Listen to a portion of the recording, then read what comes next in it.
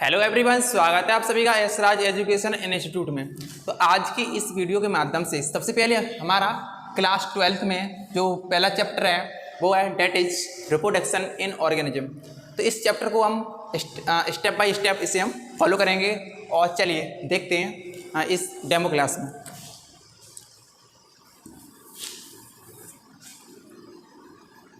Biology 12 और इसमें हम पढ़ने वाले क्या है, रिप्रोडक्शन इन ऑर्गेनिज्म। क्या पढ़ेंगे? Reproduction in organism.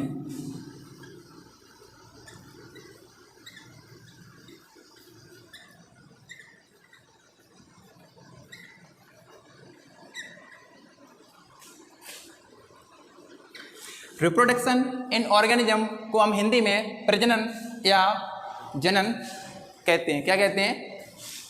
जनन। जीवों में जनन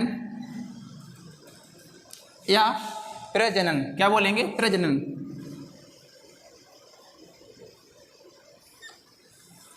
चलिए अब देखते हैं आखिर जीवों में जनन आखिर होता क्यों है। सबसे पहले आप ये मान के चलिए, अगर जीवों में जनन नहीं होगा तो हमारी जीवन पर जीव किस प्रकार से उत्पन्न होंगे? जीव किस प्रकार से उत्पन्न होते हैं? वो इसी रिप्रोडक्शन की वजह से होते हैं। सबसे पहले हम इसकी डेफिनेशन देखते हैं। पहले इसे एक फ्लो चार्ट के माध्यम से समझते हैं हमें रिप्रोडक्शन में क्या क्या पढ़ना है। फिर उसके बाद हम क्या देखेंगे, फिर उसके बाद हम अपना इसकी परिभाषा और स्टेप बाय स्टेप हम इसे फॉलो करते चलेंगे। तो let's get started. So first of all इसे हम तीन फ्लो चार्ट में 3 सेगमेंट में इसे हम डिवाइड कर लेते हैं। First segment is life span. Life span जिसे हिंदी में हम जीवन अवधि बोलते हैं। क्या कहते हैं इसे हिंदी में हम? इसे जीवन अवधि। जीवन अवधि।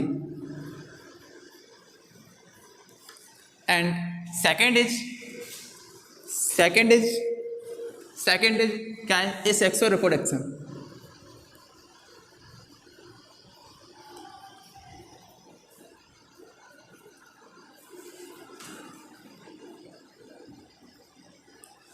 Second is sexual reproduction.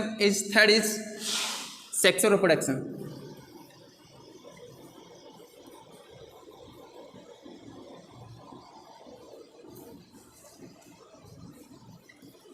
देखिए जिसे हिंदी में लाइफ स्पेन को हिंदी में जीवन अवधि बोलते हैं और ए सेक्सुअल रिप्रोडक्शन को हम अलैंगिक जनन कहते हैं। क्या बोलते हैं?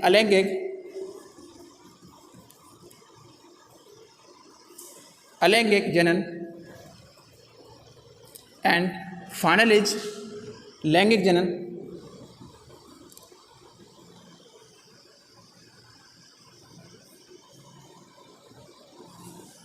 लैंगिक जनन। तो सबसे पहले हम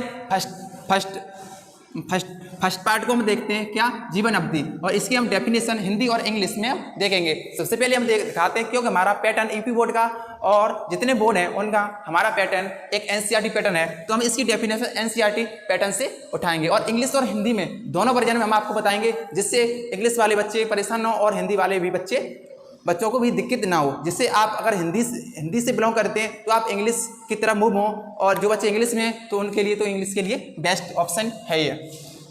देखते हैं इसका इसे इंग्लिश में किस प्रकार से हम डिफाइन कर सकते हैं। किसको? लाइफ स्पेन को हम किस प्रकार से डिफाइन कर सकते हैं। देखिए आखिर लाइफ स्पेन है क्या है? हमारे जन्म से लेकर के मृत्यु तक जितना जो समय होता है उससे क्या बोलते हैं? लाइफ स्पेन बोलते हैं। अगर हम इंग्लिश में ऐसे कहें तो क्या कह सकते हैं? Period between birth to natural death. क्या कहेंगे? पीरियड बिटवीन, देखिए period between birth to natural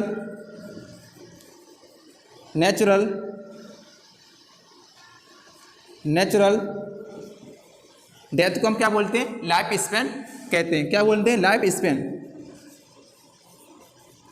life span या इसे हम जीवन अवधि कह सकते हैं। और हम इसे दूसरे तरीके से अगर हम डिफाइन करें तो हम किस प्रकार से इसे हम डिफाइन कर सकते हैं? The period from birth to natural death the period from, हम ये दूसरी डेफिनेशन आपको बता रहे हैं। अगर आपको ये शॉर्ट फॉर्मेट में लगती है तो अगर आप लॉन्ग फॉर्मेट में अगर आप याद करना चाहते हैं तो हम लॉन्ग फॉर्मेट में आपको बता रहे हैं। और ये सारी डेफिनेशन एनसीईआरटी पैटर्न से ली गई हैं। तो देखते हैं, द पीरियड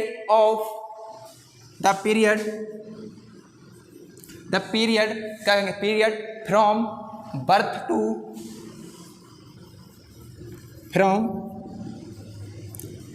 बर्थ क्या कहेंगे, बर्थ टू नेचुरल,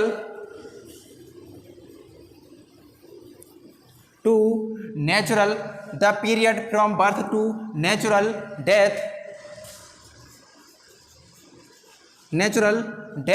फिर इसके बाद कह सकते हैं the period from birth to natural death of an organism,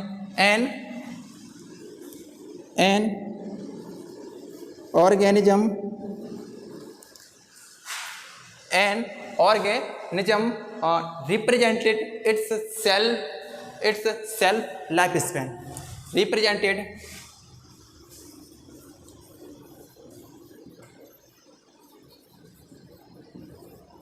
its self lifespan.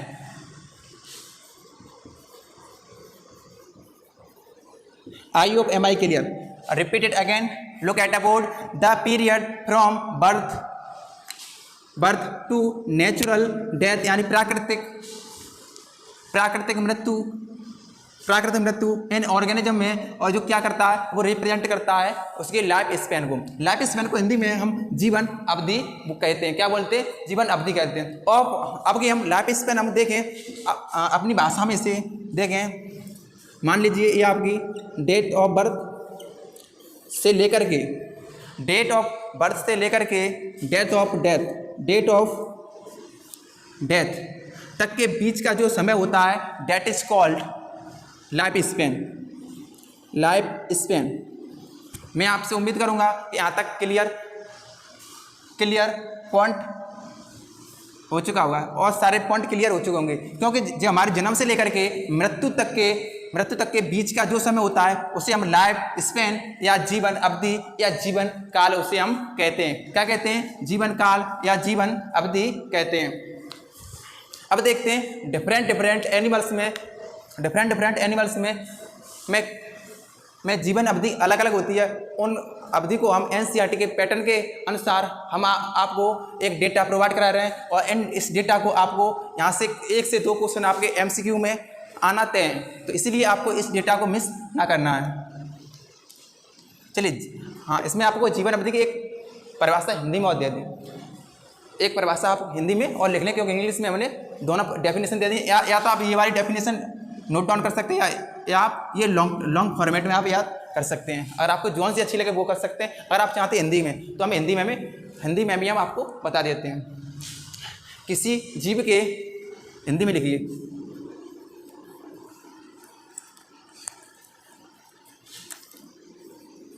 किसी जीव या ऑर्गेनिज्म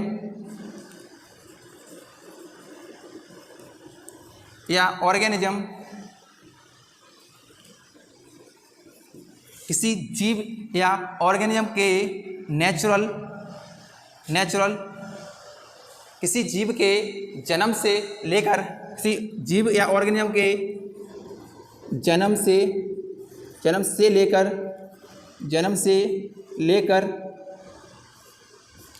लेकर उसके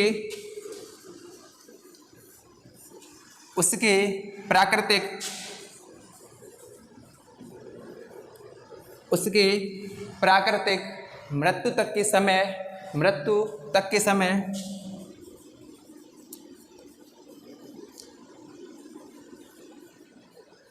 समय या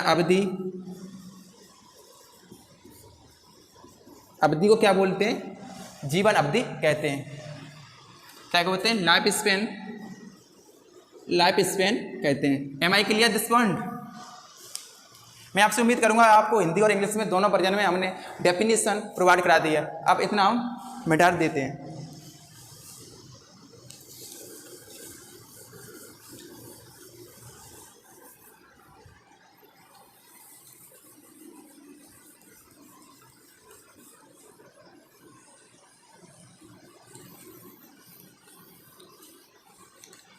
अब हम अलग अलग प्रजाति की अलग अलग लाइफ स्पैन होती है, तो वो हम एनसीईआरटी का डेटा आपको नोट डाउन करा देते हैं और इसे आप नोट डाउन कर लें, क्योंकि यहाँ से एक क्वेश्चन आना तय है।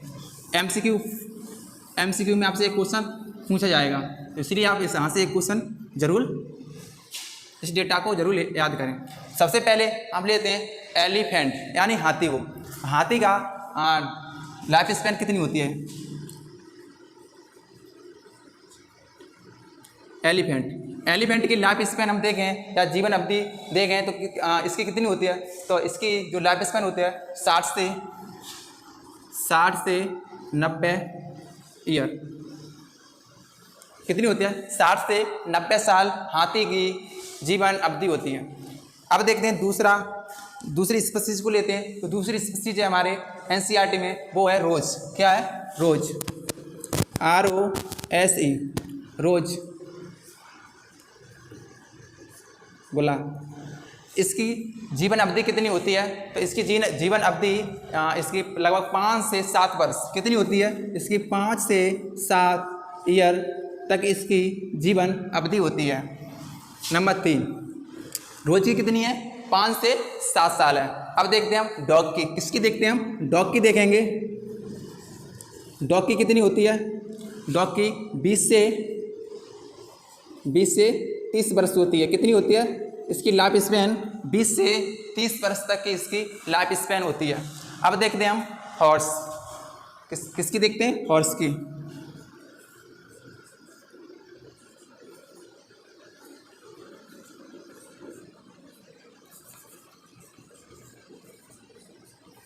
किसकी देखते हैं हम? हॉर्स की हम देखते हैं। हॉर्स की लाइफ स्पैन कितनी होती है? हाँ, इसकी होती है लगभग 60 वर्ष। कितनी होती है? इसकी होती है लगभग 60 वर्ष इसकी जीवन अवधि होती है। और हम देखते हैं बटरफ्लाई। ये भी हमारे एनसीईआरटी में दी है। क्या है? बटरफ्लाई। नंबर 5,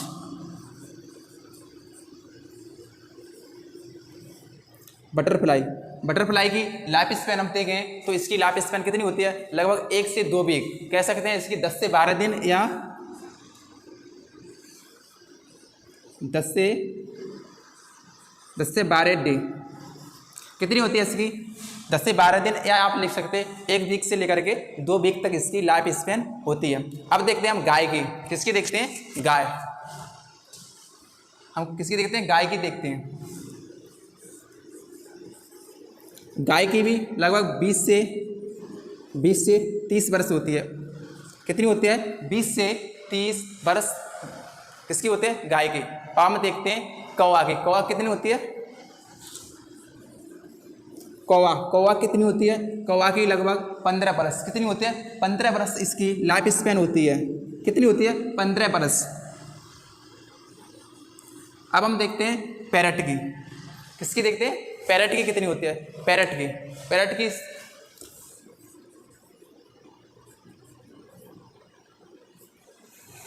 की लगभग 1 से 40 वर्ष। कितनी होती है इसकी? 1 से 40 वर्ष होती है। कितनी होती है? 1 से 40 वर्ष।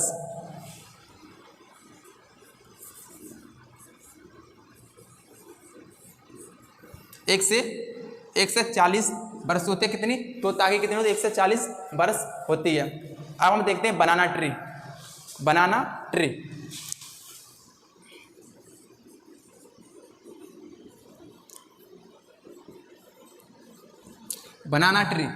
ट्री की लगभग कितनी होती है? बनाना ट्री की अगर हम देखें लाइफ स्पैन तो इसकी हमें लगभग कितनी देखने को मिलती है? इसकी 25 से 30 वर्ष। लगभग इसकी 25 वर्ष कर सकते हैं। कितनी? 25 वर्ष।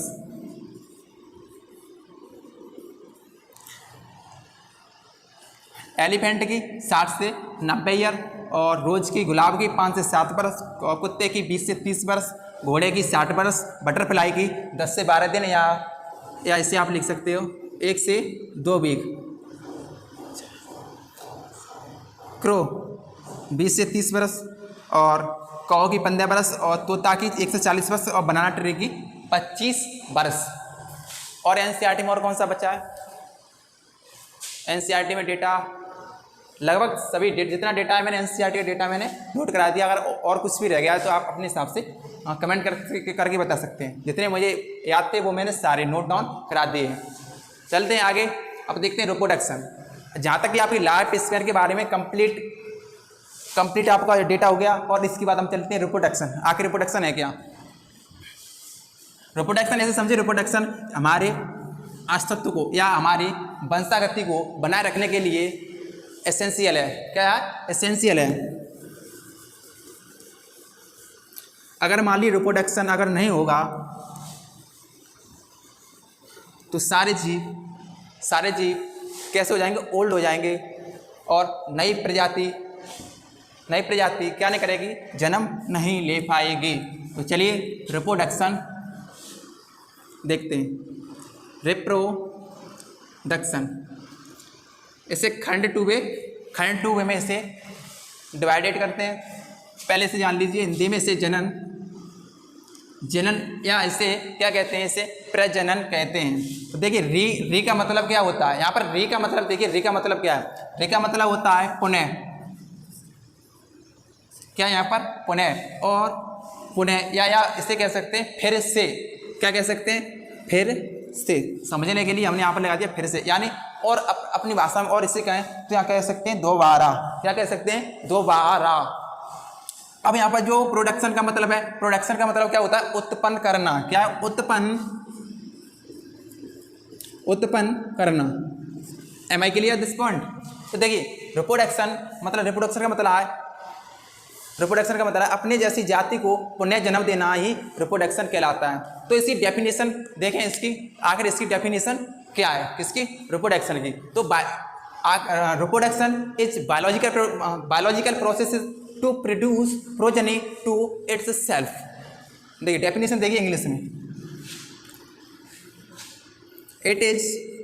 It's biological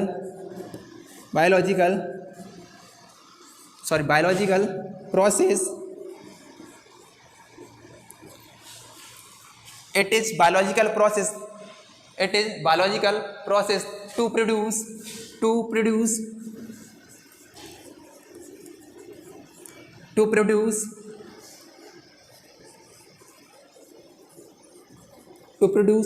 progeny. क्या है? progeny of itself. इंग्लिश वालों के लिए डेफिनेशन, इंग्लिश वाले बच्चे इसे डोंट डाउन कर लें। It's biological process to produce progeny का मतलब होता है संतान या सतति। इट्स सेल्फ मतलब ये सेल्फ अपना क्या करता है? रिप्रोड्यूस करता है, और वहाँ से अपनी संतान को उत्पन्न करता है। हिंदी वाले बच्चे देखें, जनन वह प्रक्रिया है। जनन क्या है? जनन वह प्रक्रिया है जिसमें जीव या ऑर्गेनिज्म अपने अपनी संतान उत्पन्न करते हैं। That is called reproduction. तो देखिए जनन वह प्रक्रिया है, हिंदी में नोट करें हिंदी वाले बच्चे। जनन से लिखते हैं, जनन वह प्रक्रिया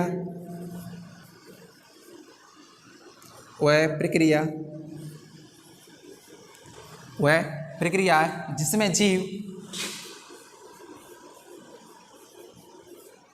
जिसमें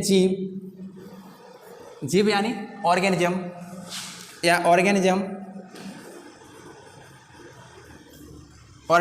क्या करते हैं? इसमें जीव क्या करते हैं?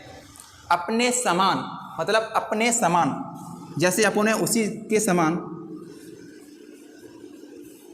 अपने समान क्या करते हैं? प्रोजनी या संतान या सतति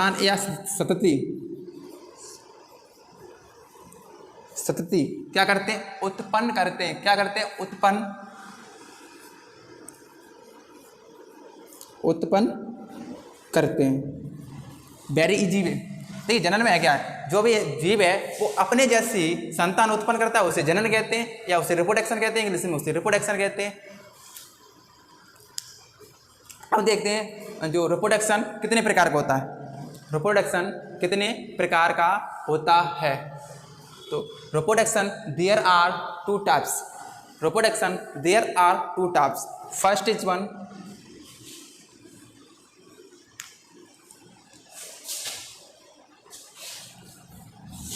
चलिए यहाँ लिख लेते हैं।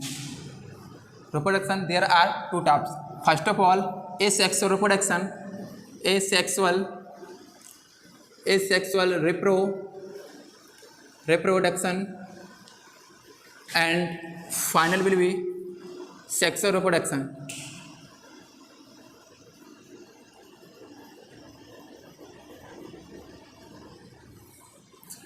इसे हिंदी में अलैंगिक जनन कहते हैं।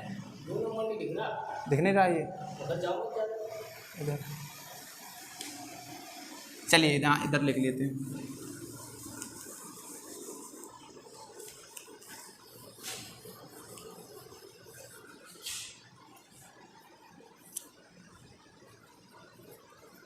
asexual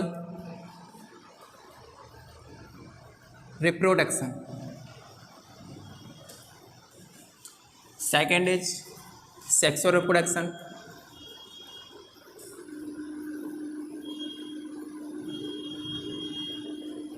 सबसे पहले इसे हिंदी में जानना जरूरी है आपके लिए। इसे हम कहते हैं अलैंगिक जनन और इसे हम कहते हैं लैंगिक जनन। सबसे पहले आप ये जानिए, इसे कहेंगे अलैंगिक जनन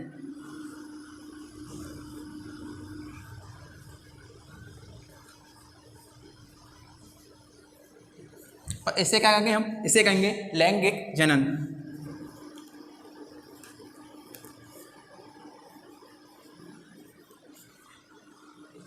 अब इसे हम सबसे पहले इसकी डेफिनेशन देखते हैं अलैंगिक जनन की। अलैंगिक जनन में मैं आपको समझाऊँ इसे, तो इसमें सिर्फ इसमें पेरेंट मतलब वन जीव या वन पेरेंट ही इसमें पार्टिसिपेट करता है। सबसे पहले हम इसे इंग्लिश में देखते हैं और फिर आपको इसे हम हिंदी में बताएंगे। सबसे पहले हम किस में देखते हैं इसे, सबसे पहले हम इसे इंग्लिश में देखेंगे, फिर आपको हम इसे हिंदी में बताएंगे।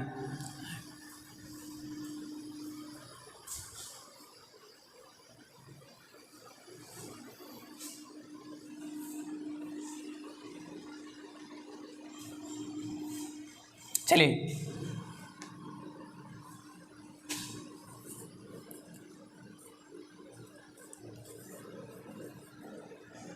in this reproduction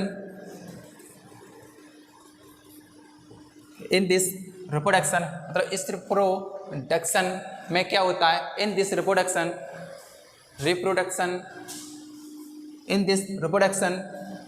only participate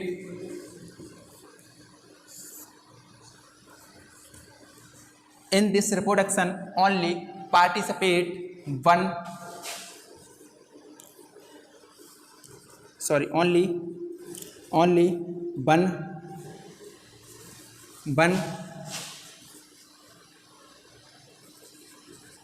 one parent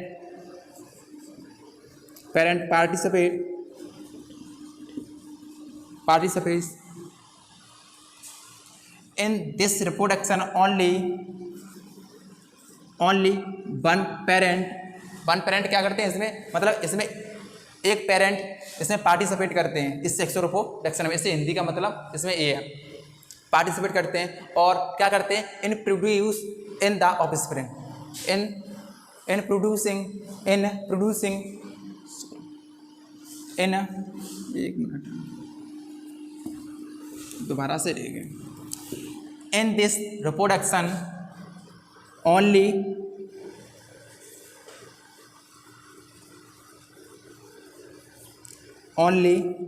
one parent participate in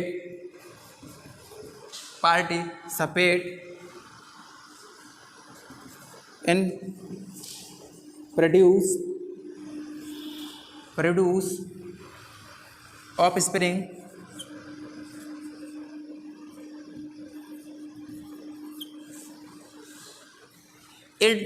in this reproduction only one parent participate in produce offspring। कहने का मतलब इसमें ये है कि इसमें सिर्फ इस सेक्सुअल रिप्रोडक्शन में एक पेरेंट पार्टिसिपेट करते हैं और अपनी प्रोजनी को उत्पन्न करते हैं। क्या करते हैं, अपनी प्रोजनी को उत्पन्न करते हैं। और देखें अगर इसे और डिफाइन करें और इसमें क्या क्या इसके फीचर हैं, उन फीचर को हम सबसे पहले इंग्लिश में देखते हैं, फिर आपको हिंदी में हम समझाते रहेंगे। तो इसमें आखिर होता क्या है, तो ए सेक्सुअल रिप्रोडक्शन मेनली इसमें देखें तो ये कॉमनली देखने को किसमें मिलता है, इसे यूनिसेलुलर में देखने को मिलता है। तो ए sexual reproduction is mostly commonly seen in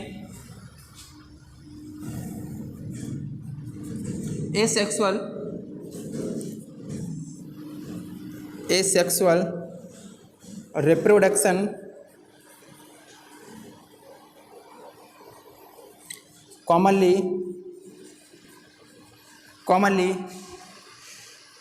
commonly seen in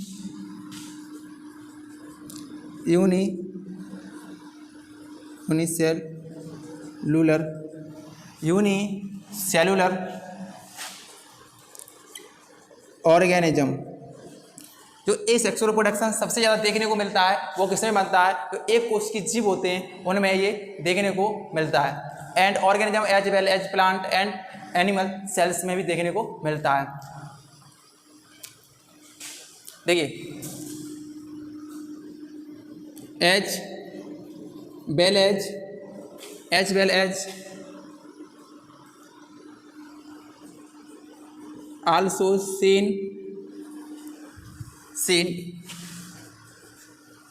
in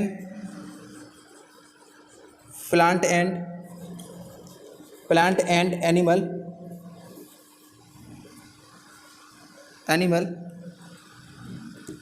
कहने का मतलब ये है कि ये सेक्सुअल रिप्रोडक्शन है सबसे ज़्यादा यूनिसेलुलर एनिमल्स में देखने को मिलता है और प्लांट एंड एनिमल्स में, कुछ प्लांट और एनिमल्स में भी देखने को ये मिलता है। It is also seen in multicellular organism. It is also seen in multicellular organism. Multicellular organism में भी ये देखने को मिलता है। और हर मल्टीसेलुलर ऑर्गेनिज्म में देखने को ये नहीं मिलता है, मतलब कुछ में ये देखने को मिलता है। अब देखते हैं mode of A sexual reproduction. इसमें हिंदी में आप कर सकते हो इसे, देखो इन this reproduction only one parent participate, मतलब इस प्रकार के रिप्रोडक्शन में वन पेरेंट पार्टिसिपेट करता है, यानी भाग लेते हैं और उससे अपने संतान को उत्पन्न करते हैं। इस प्रकार से आप हिंदी में लिख लें। और दूसरा पॉइंट है sexual reproduction commonly seen in unicellular. जो सेक्सुअल रिप्रोडक्शन होता है ज़्यादातर कहाँ पर देखने को मिलता है हमें, जो एक कोष की जीव होते हैं उनमें देखने को मिलता है। और organism as well as seen in plant and animal, और ये हमारे पादप और जंतु में भी देखने को मिलता है। और चलते तीसरे पॉइंट की तरफ। तीसरा पॉइंट है it's also seen in multicellular organism. और ये हमें कहाँ पर भी देखने को मिलता है, और ये हमारे मल्टीसेलुलर यानी बहुकोष की जीव होते हैं वहाँ पर भी हमें ये देखने को मिलता है। तो अब हम देखते हैं इस सेक्सुअल रिप्रोडक्शन, इसके मोड क्या क्या है, ये कितने प्रकार का होता है। इस सेक्सुअल रिप्रोडक्शन मेनली 6 पार्ट में डिवाइडेड है। तो चलिए इसे हम मिटा लेते हैं और फिर आपको इसके बारे में थोड़ा और बता देते हैं।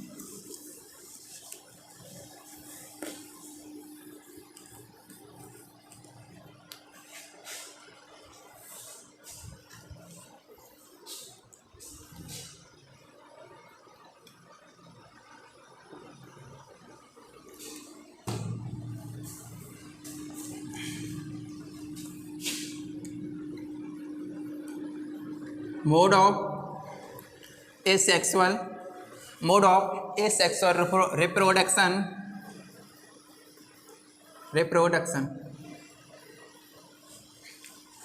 इसे हिंदी में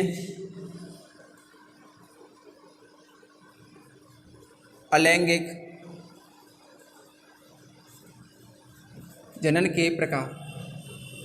अलैंगिक जनन कितने प्रकार का होता है वो हम इसे स्टेप बाय स्टेप बताते हैं। पहले इसके हम एक फ्लो चार्ट में इसे देखते हैं, फिर उसके बाद आपको हम बताएंगे। तो सबसे पहला है वो कौन सा है, फिजन, यानी इसे हिंदी में विखंडन कहते हैं। कौन सा है, फिजन। इसे हिंदी में क्या कहते हैं, इसे विखंडन कहते हैं। जिस बच्चे को अगर इंग्लिश समझ में ना आए तो वो हमें कमेंट करके बता सकता है, इसमें कोई भी पॉइंट अगर मिस है तो कमेंट करके बता सकता है। नंबर 2, पहला कौन सा है? इसमें पहला है फिजन, और दूसरा कौन सा होगा? दूसरा इसमें मोड ऑफ एक्सेक्सुअल रिप्रोडक्शन में, तो दूसरा है बडिंग। क्या कहते हैं? बडिंग। बडिंग को हिंदी में क्या कहते हैं? इसे बडिंग को हिंदी में हम मुकुलन कहते हैं। क्या? मुकुलन।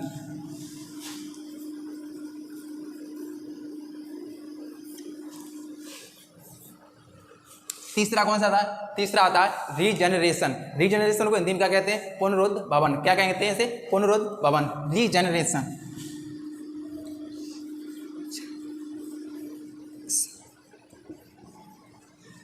फोर्थ इज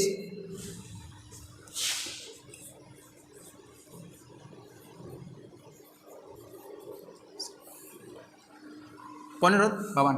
चौथा कौन सा है? चौथा होता है स्पोर बाई स्पोर, यानी बीजाणु द्वारा। बीजाणु द्वारा, बाई स्पोर, बाई स्पोर। इसे हिंदी में क्या कहते हैं? बीजाणु, बीजाणु द्वारा। नंबर 5 पर कौन सा है? नंबर 5 पर देखो, पहले पर विखंडन, दूसरे पर बडिंग, तो तीसरे पर रीजनरेशन और चौथी पर बाई स्पोर। तो अगला जो कौन सा है? फ्रेगमेंटेशन। उसमें खंड किस प्रकार से होते हैं? क्या? फ्रेगमेंटेशन।